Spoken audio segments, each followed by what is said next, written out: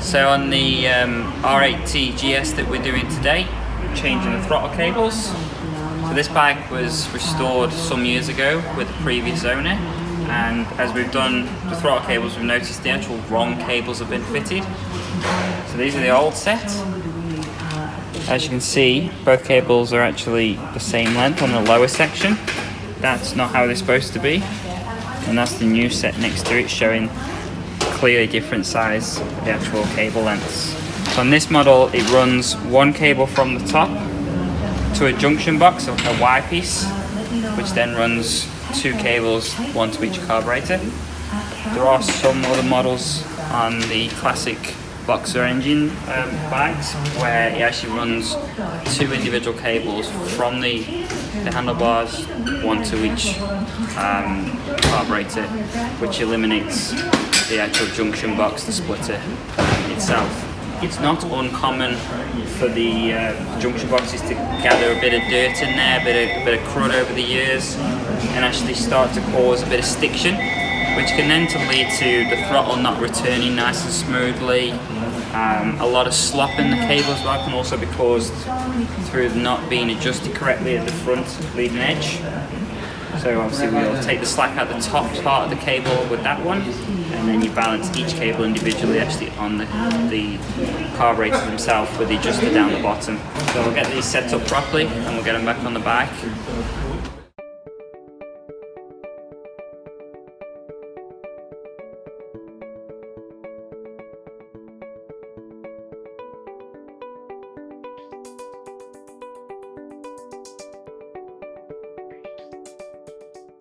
So when we fit these, we'll always wind the adjuster all the way down at the start, and then once we've got everything else wired up and fitted up properly, we'll then finalise the adjustments and balance the carburetors up at a later time. But for the time being, we always keep these as low as possible to give the maximum amount of free play on the sheathing, just until we finalise all the wiring, all the positioning of the cables. We've got the top end all connected. That way you're not fighting against yourself, or you're not unknowingly opening the butterflies on the carburetors. So that first fire up, once we've fitted everything, you're not going to be pinging the throttle open. So always make sure a little bit of slack, and then we'll adjust that up later once everything else is in position.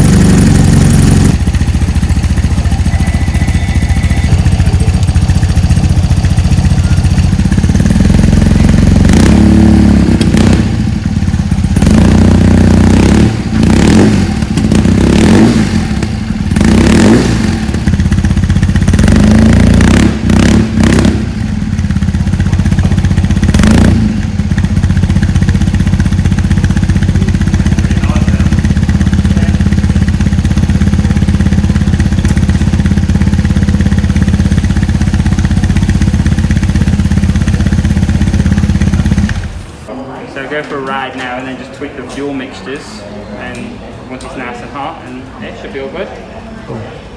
Like new again, mate.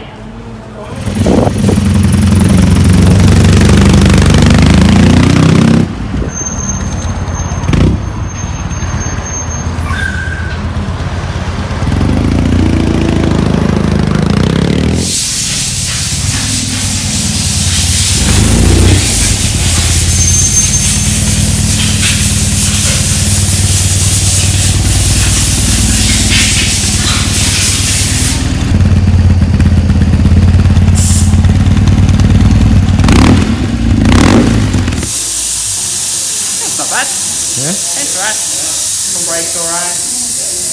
Sounds lovely on the road. Front end's not quite in line though. Handlebars slightly out of line. So I'll sort that now.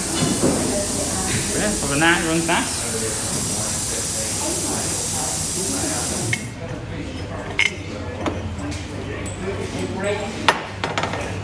Valves are all good. Valve stem guides are good.